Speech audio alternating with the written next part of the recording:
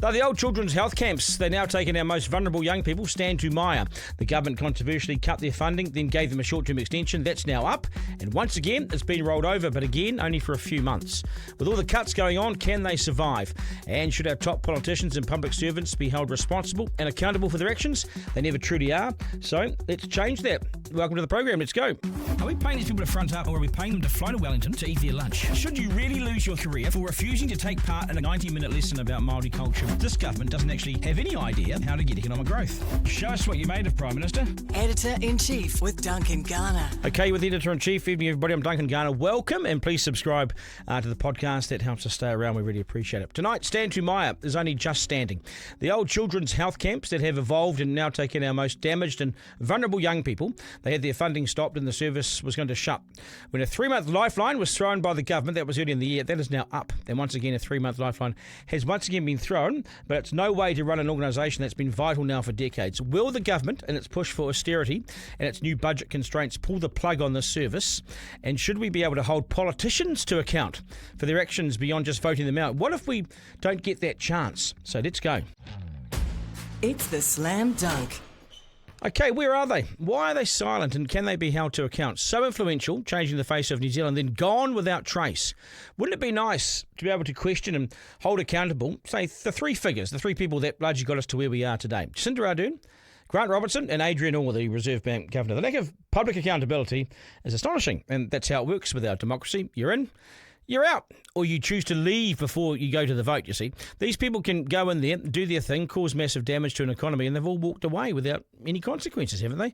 Now, whether you agree with National's approach or not, it's not untrue to say this government was delivered a dog's breakfast when entering office, and it's also fair to argue they may have made it worse, but they have had few options. So, to the deluded, the unaccountable, those who attempt to either rewrite history or stay silent and disappear off the face of the earth. Firstly, Jacinda Ardern, apparently lauded and loved around the world by the totally captured sycophants who have no idea what went on here or how low her approval ratings got before she jumped off the lifeboat. Ardern had become so unpopular she refused to go through to the polls and face the vote and face the people and face the truth. So she jumped off the lifeboat, but not before leaving Parliament and rewriting history, I think, on the way out. She knew the game was up. She's off around the world now, rewriting history, writing books about herself, appearing on international TV shows, and has clearly turned her back on New Zealand. Although in saying that, she may find it hard to come back here anytime soon, given the way that many people view her now. Grant Robertson, the ex-finance minister, he bowed out. He borrowed the house down, didn't he? He spent like a drunken sailor and took out international borrowings, get this, from $58 billion in 2019, and it currently sits at $175 billion. And still the government borrows $500 million every week to make ends meet. Robertson exited his $400,000 a year job. After he knew his time was up, he returned to his home in Dunedin to be presented with a cushy-as, gold-plated Vice-Chancellor's role at the very university he went to and was the student president of. He now earns more than he did as a Deputy PM and Finance Minister. He sits on $600K a year, or $50,000 a month. It's not bad. The question remains, should someone so firm in his convictions as a Labour Party diehard and Member of Parliament suddenly be in the role of a free-thinking university leader? No rules, no barriers. Nice work if you can get it, right? And then there's Adrian Orr, the former Reserve Bank Governor, whose exit and lack of accountability is next level. He simply was Governor of the Reserve Bank 1 minute, exited the building without explanation the next. No explanation. This was a man on close to $1 million a year for more than 5 years. So we paid him more than $5 million of salary over that 5 years. This is a guy who kept interest rates too low for too long and then kept them too high for too long, when he should have moved in both cases earlier. He's a man who closeted himself in Wellington and arguably never saw or felt the real pain outside of Wellington. Businesses were hurting, they were telling us. And yet he didn't do anything. He said in one update what the track ahead would be, and then the next update did the opposite. People were booed. Economists lambasted him, but there was no penalty, just pain from households and businesses and no accountability. Nothing. Is it good enough? For me, it's damn poor, and we need to somehow make sure this sort of thing can't happen again. I sense New Zealanders are more than frustrated by what's happened and where it's left them as they navigate this continuing struggle. It's easy to point the finger at those three and say they walked away scot-free, and why should they? Because they always do. This is our democracy. This is what happens. Jacinda's valedictory speech, in which she claimed there were fewer poorer kids in our society, that was laughable. And uncontested, like so much in her final speech was, but that's, I suppose, a valedictory speech. She rewrote history to paint herself as the Messiah, but the facts, the stats, the business closures, the unemployment rate, the debt levels, none of that was mentioned. What about people who are taking their own lives? Her unrelenting focus on climate change, her nuclear moment, which saw her personally and surprisingly ban future oil and gas exploration, sent shockwaves through the international investment community here. They suddenly saw New Zealanders changing the rules without any consultation. And the consequences are still with us. These companies no longer invest here. They're scared. This was Jacinda's move. Her party didn't even know she was doing it. Yet, as she exited Parliament, she asked that politics be taken out of climate change. Can you believe this? Climate change is a crisis. It is upon us. And so one of the very few things I will ask of this House on my departure is that you please take the politics out of climate change. There will always be policy differences, but beneath that we have what we need to make the progress we must. It's impossible to take the politics out of anything in Parliament, I would have thought, especially when one person takes it upon themselves as Prime Minister to make the change. That is politics. To be frank, we're still in the shit as a result, and the hangover from these three continues. Now, some will argue all of this was COVID, it wasn't their fault, and they were extraordinary times. But the way these three have handled and exited their public roles has left, I think, a sour taste in the mouths of many Kiwis. Wouldn't it be nice to have some kind of, accountability on the way out? I don't know how it would look or how it would work. But something doesn't feel right. And I guess the ultimate accountability is at the ballot box. But Adrian Orr was unelected. I doubt he will have to work again after earning more than $5 million over 5 years. Jacinda Ardern never faced her ultimate truth in taking her results to the people. And she now reportedly gets paid more than 100k, sometimes 200k for an appearance or speech. Some say it might be as high as 200k. And Robertson had checked out come election time, lining himself up this gold-plated 600k a year job in his old hometown where the average salary is $69,000 a year. Socialism pays, right? But only for the very, very few. Editor-in-Chief with Duncan Garner. Okay, Tū Māia is the name they use now for the organisation that oversees, manages and looks after and rehabilitates our most damaged and vulnerable young people. You may know them as the old children's health camps, you know the ones, but while they use those facilities, they of course do much more complex work these days. These kids present with all sorts of issues. Getting them back on track requires all manner of interventions with not only them but their wider family. You know, these are people at the very bottom. The government cut their funding this year, to much shock in the sector. Suddenly, where would all these kids end up? They managed to get a 3-month extension, but that's now up, and they've had the funding rolled over again, but not for long. So what is the future of this vital service, and is the government lining it up to chop it? Do they want to get rid of it? Fiona Inkpen is the boss of Tū Māia and joins me now. Fiona, g'day, nice to have you on the program again. It's an absolute pleasure to be here again. Thank you, Duncan. And we spoke last time when you had the funding frozen but then rolled over for a few short months, which must be at an end now. And I believe that you've had it rolled over again, but again, there's not huge long-term certainty. Tell me where you're at. We've got certainty through to the end of June, but like many others in the sector, we don't have a lot of certainty after that. We hope that we're going to find out in the next few weeks, and obviously we hope that news will be positive. We have been working really closely with Oranga Tamariki and the Social Investment Agency, which has been really good. I think that they have found the quality of our data has been very useful in talking with them, and it's kind of provided clarity for them on the characteristics and the indicators of risk that the families we work with deal with every day. And I think that they now understand the kind of the impact that those families are working with every day, and understand the importance of the service and the fact that we are needed. So we're hoping for good news. What's it done to having this uncertainty hover over you now for months and months? Because this came out at the end of last year. Having this uncertainty hover over not just you and the staff, but the people that use your service. What's the environment like as a result? Well, just to speak to my staff first, who I am immensely proud of and who have not faltered for 1 minute. They've been giving 150%. And they've needed to give 150% because the stress levels of families have gone up. And clearly, that's one of the major pieces of work that we do, is to actually reduce levels of stress. So to have the situation increasing stress has been complicated and has meant that my staff have had to work particularly hard. And in many ways, you have to justify your service all over again. I know you know what you do and the families know what you do and the outcomes and so forth, but you're almost having to prove yourself again to the funding agencies and government or whatever. that you're worthy, that you're needed, aren't you? Yeah, it's. I mean, I think this report is our attempt to speak to that not having to happen over and over again, not only for us but for others as well. That we actually find a way to work better and smarter to support at-risk children and whānau. And clearly, the current system isn't working, and we're not achieving the outcomes that children and families deserve and need. And What? Who did the report, and what does it show?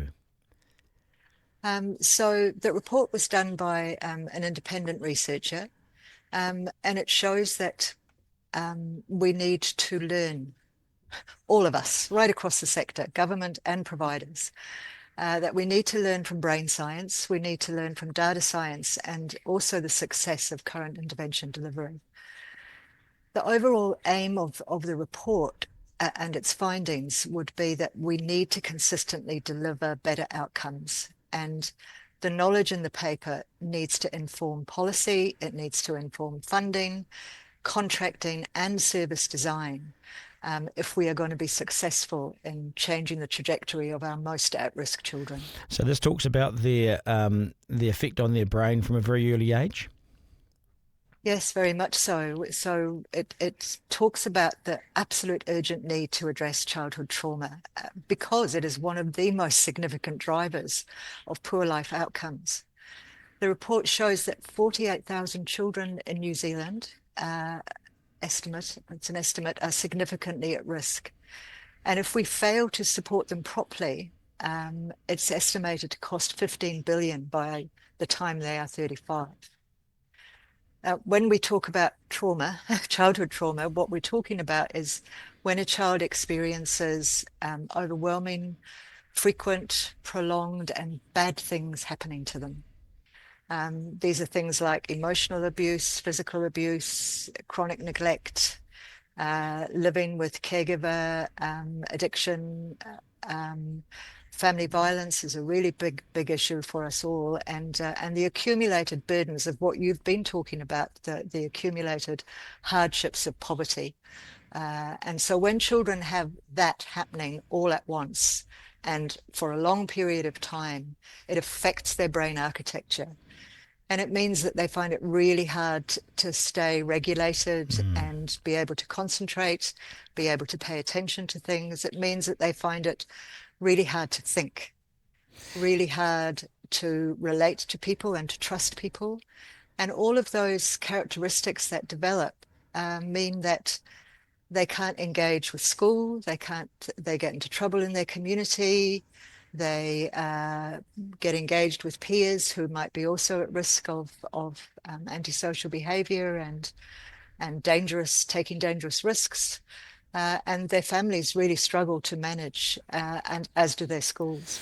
And the outcomes are poor, aren't they? Because they are not seen or operating as part of the sort of what's deemed as a normal society. They can't go to work, or they can't engage in work, and so the outcomes. You know, you're engaged with welfare at all times, and your outcomes are poor as a result, right? And resilience isn't enough. We've been told to harden up and being resilient is a cop-out. That doesn't work, right? You need more complex solutions, which is what you offer. Yeah, you need specialist help once that level of what we, in a way we could call brain damage has occurred. The great thing about brains is that they're very plastic, and that new pathways can be formed very quickly. But the disruption of both the brain and other physical development does create very, very poor health and justice outcomes, employment outcomes, familial outcomes. And unless we address it and turn that around, this is going to be at dreadful cost to those particular children, but also at a huge fiscal cost to society and government. And I think we're starting to see it now in our society. How many of those people would you see in a year? How many of those people do you take on? And do you argue that you've been successful in your approach? Absolutely, we do. we work at the moment. We actually currently have around about 1,000 families who are engaged with us, which is close or just over 4,000 children. It's quite a big chunk, isn't it, of that 40? I mean, it's 10% of what we're talking about there. And the great thing is that they do engage with us, and they do engage deeply with us. That they trust us, they choose us. Yeah, but you must be course, maxed out. We there. know You must be maxed out. We We're maxed out, all right. Yeah, but yeah. We've also got waiting lists of sure. over 400 families. Right. But the great thing is that they do choose us, and that trust and the deep engagement that we can facilitate is fundamental to the change that we bring about. And the feedback we get from children and families which is probably the biggest and most important voice, also from schools and referral agents, it demonstrates that their trust is merited, and that we are making fundamental changes in young lives. Your staff and yourself included. I mean, this stuff must be hard not to take home at night. It must be hard not to say at 5, 6, 7, 8, whatever time at night, if there's such a thing as a finish time.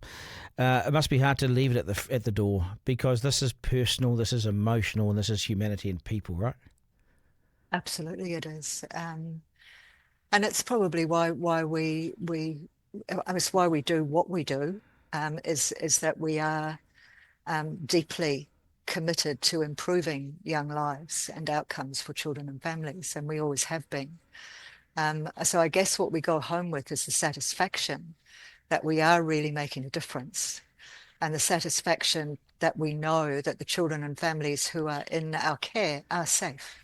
We are constantly in touch with them. We have a very intensive wraparound service. That means that no child is and family are without support and without eyes on them, and a response is there when it's needed. Yeah, and I suppose we only ever see the bad headlines. You see of young ones getting into trouble and that sort of thing. So we see those in the media, but it's all those headlines that you don't see of the kids that the young ones that you've saved or you're working with that are tucked up or whatever, and that are working with you. And they're not headlines. They're headlines waiting to happen, but they're not headlines. In a sense.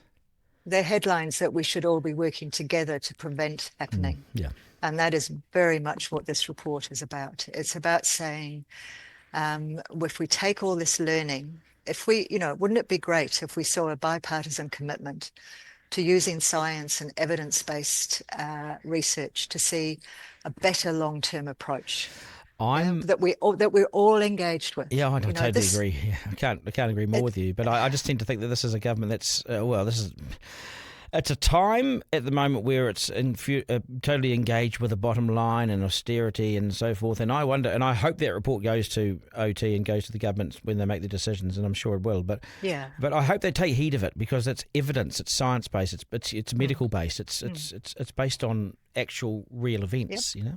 We are meeting with government agencies and politicians across the political spectrum, and we are sharing the report, Duncan, and we really hope that it will be a springboard for a long-term solution that utterly changes the approach of the sector to the whole decision-making around what's needed, how are we going about doing it, how can we all get aligned and be consistent and be partners and trust each other so that we can actually make a difference, because we need to acknowledge we're not doing it well right now. We need to do something different. I agree. Now, nothing's more important than children, and children need to be at the centre of these decisions. They should be, and that means you almost need a cross-party grouping of parties, all parties in Parliament at the time, that agree with the way forward. I know it's hard to take politics out of politics, but this needs to be it's very hard to depoliticise when you've got politicians involved almost, but in some way this needs to be put aside. Like they used to have the around the Accord on National Superannuation. They did this in the 90s, this sort of Accord on National Super where all the parties agreed. They need something like this. Yeah, I mean, we absolutely agree, with the need to be accountable around public spending. And we think the Social Investment Agency and the establishment of a social investment approach is actually an immense opportunity. If you combine that with the science that's in the report, then you actually can create a system that is evidence-based, science-driven, that gives really good data for making decisions about what to do, when, where, who we need to target, who needs what. It's actually, we're right at the point where we've got all the information we need. We just need to action it. But agencies and we need to do it quick. We do. Because there are lots of children not Yes. getting what they need. I can hear your frustration. Are you worried are you worried for the future of your organisation? I think most of the sector is worried for the future of their organisations, to be fair, because there isn't yet a coherent system that would enable evidence-based decisions to be made in relation to what needs to be funded and then how it's going to be monitored and how we're going to ensure that the outcomes that we all say we want are actually happening. Yeah, I agree. And so we live in this time too, where there was a speech made yesterday by the finance minister, further cuts to spending in austere times, which internationally hasn't always proved to be the right option, because we've seen human need and pain and unemployment and social unrest as a result of austerity. So you're right in this time where you're trying to prove that what's needed, and you've done that. Yet at the same time, the government's got 5% cuts here or 10% here, just sort of blanket cuts, not science-based, but blanket cuts. Yeah, and again, I think it's because the system itself doesn't have a rationale for action. We how do I put it? No, I understand what you say. For instance, we now know that from science that the role of trauma in driving poor outcomes. If we fail to act on that, we'll be spending a lot more tomorrow than what we are today. That was clearly shown in the report. We have the knowledge and the tools to design effective services. We do have the ability to evaluate whether or not we're achieving what we say we're achieving. And if we were doing that, we'd be learning continually, and we'd be making swift decisions. At the moment, everything is about avoiding the risk to government rather than making really good informed decisions about what's needed. I find that ridiculous. I know what you're saying, and I agree with what you're saying, but I find it ridiculous that we're so concerned about reputation and risk to those sitting in government than we are about the well-being, health and life ahead for these kids. Yeah, but this government has talked about now is the time for action. Yeah, they've talked about that we need barriers at the top of the hill so that children and families don't fall over. They've talked about social investment as being a way of making decisions that are evidence-based and science and data-driven. They've talked about let's act fast, fail, let's continually learn. So I think there is a will to enact the recommendations of this report. I think there very definitely is the will to do that. But it's somebody has going to have to make a decision, and we're going to have to stop kind of talking about it and start doing it. Yeah, no more reports, no more talking. Let's get some everything some we proper need funding to in know place. is known. Yes, correct. It's known and confirmed there. And so we need proper funding. We need confirmed funding. We need funding that doesn't stop every 3 months, because you can't run an organisation like that. I would have thought you can't keep doing this. No. And this isn't about funding particular organisations or particular services. Environment. It's trying to get everybody focused on doing the right thing. And I spoke to a group of sector leaders yesterday, and I had some great feedback about the report. There was a high level of support for its key findings. They believe that acting on the recommendations would make a fundamental difference. So that was great to hear from them. Is there a cost put on that, though? Is there a cost put on acting on the recommendations? Do they put a blanket cost? Well, we know the cost of failure. Yeah, absolutely. If we invest now, we will save billions later. Just finally, last time we spoke, we got a huge amount of feedback, a lot of positive feedback supporting your organisation and the wider sector and what you do, because a lot of the stuff's out of sight, out of mind from ordinary sort of, families, middle class. They go along and do their thing and they don't see this. But this is, to me, I've seen a bit of this stuff now, and I've seen a bit of it, especially in the north, and left to rot, it's toxic stuff, but left to be allowed to heal and create new lives. It's wonderful and fantastic. Yeah. What can people do to help you? Read the report. We're making it as available as possible as we can online. It's on our website.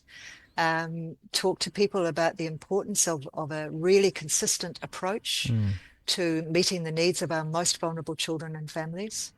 Ask the government to deliver on their promise and reach their goals of wise and cost-effective investment. Start being noisy publicly. Say something. And speak up.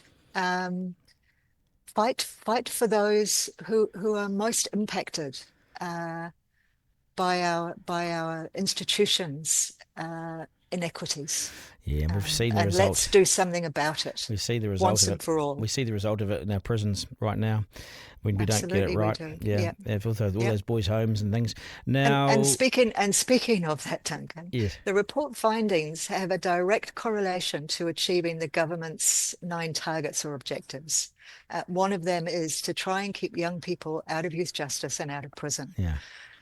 So it is really pragmatic and sensible investment to do what is right by those children who've experienced trauma. When do you If we do it right, those prisons won't be needed. Yeah. When do you find out about funding? Hopefully in the next 2 weeks. Good luck. Yep. Yeah, good luck. Stay in touch, Duncan. Yeah, we will. Cheers, Ben. I appreciate your time, and good luck with these guys. You're going to need all the push you can get, but I think your work stands out. So hopefully it's obvious to them. But all the best.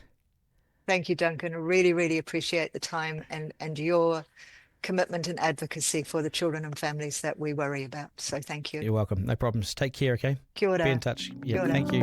Editor-in-Chief with Duncan Garner. Yo, so good luck for them. I mean, it's a vital service, but boy, they're staring down the barrel. Those guys, 2 extensions, 3-month extension doesn't give them much certainty. Good luck to them. They do God's work. Right, bit of feedback. The brother like no other from Christchurch, producer Isaac.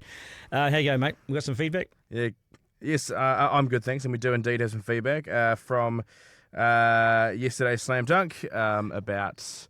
Tory Whānau and her decision to step away from the mayoral Role election in Wellington, which is interesting, and instead to put her energy towards the Green Party. Fair enough. And we've got some stuff here on YouTube and Instagram. Rob Clifton says Tory Whānau walks away leaving a mess, and she's not made accountable. Almost like what your slam dunk is about. That's what I just said. Yeah. Yeah. Jacinda Ardern and Grant Robertson left the NZ economy in a mess, and we're never made accountable. There we go. Look at this. You're a brilliant producer. But it's true though, right? I mean, it's just imagine you go and do something horrific, and then what happens? Nothing. Yep. Yeah, exactly.